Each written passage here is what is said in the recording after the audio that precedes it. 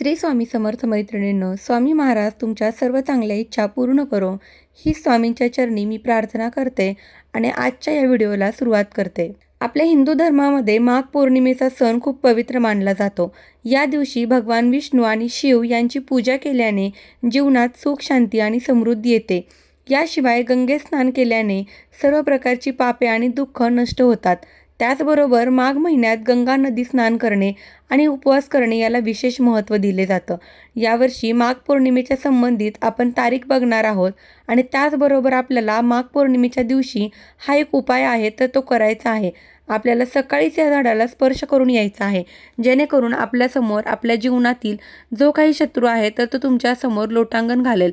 तुमच्या जीवनातील 7 पिढ्यांचे दारिद्र्य नष्ट होईल, कर्ज संपेल आणि पतीची, मुलांची, घराची भरभरून अशी प्रगती होईल.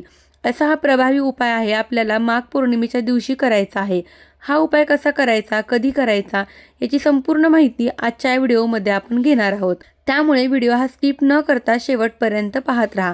चॅनलवरती जर नवीन असाल तर चॅनलला नक्की सबस्क्राईब करा.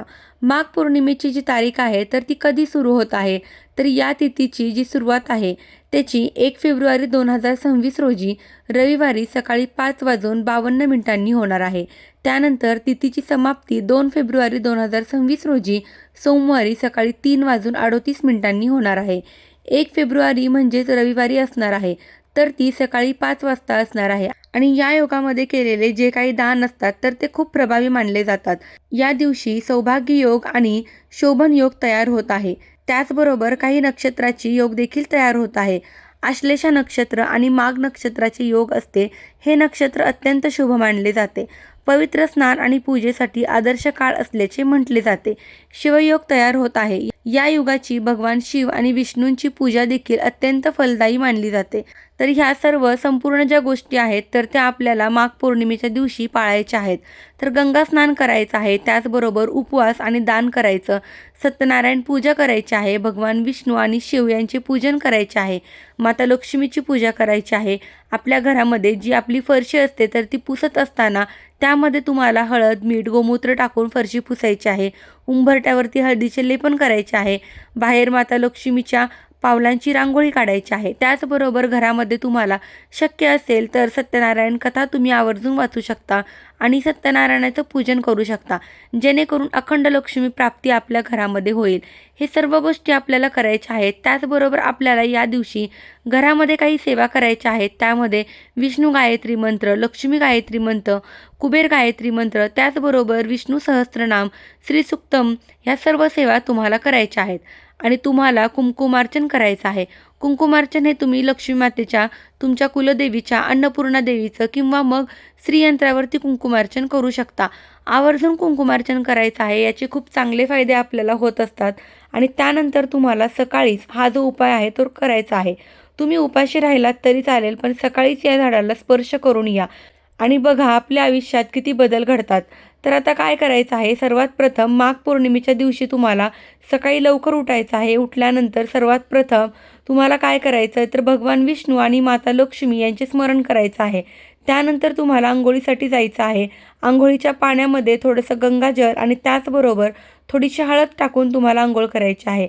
अंघोळ करत असताना ओम नमो भगवते वासुदेवाय नमः या मंत्राचा जप करायचा आहे. त्यानंतर तुम्हाला तुमची रोजची घरातली जी देवपूजा असते तर ती करून घ्यायची आहे. आणि त्यानंतर सकाळी 11 वाजायच्या अगोदर तुम्हाला हा उपाय करायचा आहे.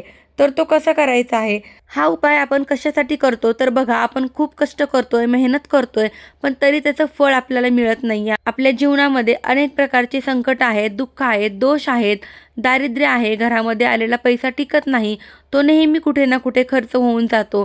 ती पतीची प्रगती थांबलेली आहे, मुलांची प्रगती थांबलेली आहे.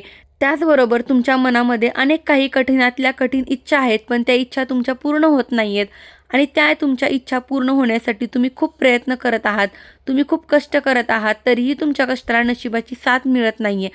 तुमच्या मनामध्ये ज्या काही तुमच्या शारीरिक, मानसिक इच्छा असेल त्यासाठी तुम्ही हा जो उपाय आहे तर तो करू शकतात. धनप्राप्ती, नोकरी प्राप्ती, प्रमोशन किंवा इतर तुमच्या ज्या काही अनेक समस्या आहेत त्या समस्यांसाठी तुम्हाला हा जो उपाय आहे तर तो करायचा आहे। आता हा उपाय करण्यासाठी कुठे करायचा आहे तर तुम्हाला हा उपाय बेलपत्रीच्या झाडाखाली, म्हणजेच बेलाचे झाड असतं त्याच्या खाली तुम्हाला हा उपाय करायचा आहे। पौर्णिमेच्या दिवशी माता लक्ष्मी बेलाच्या झाडावरती स्वतः निवास करत असतात। आता माता पार्वती, माता सरस्वती आणि त्याचबरोबर माता लक्ष्मी या तिघीही पौर्णिमेच्या दिवशी बेलाच्या झाडावरती वास करत असतात। त्यामुळे बेलाच्या झाडाची पौर्णिमेच्या दिवशी पूजा जर केली तर त्याचे अनन्यसाधारण फायदे आपल्याला होत असतात।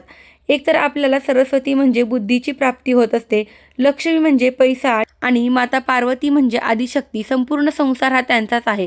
त्यामुळे आपल्याला या तिन्ही देवी देवतांची कृपा जर आपल्यावरती झाली तर आयुष्यामध्ये कधीच कोणत्याच गोष्टीची कमतरता राहणार नाही। तर काय करायचं आहे, सर्वात प्रथम घरून जात असताना तुम्हाला 2 दिवे तयार करून घ्यायचे आहेत।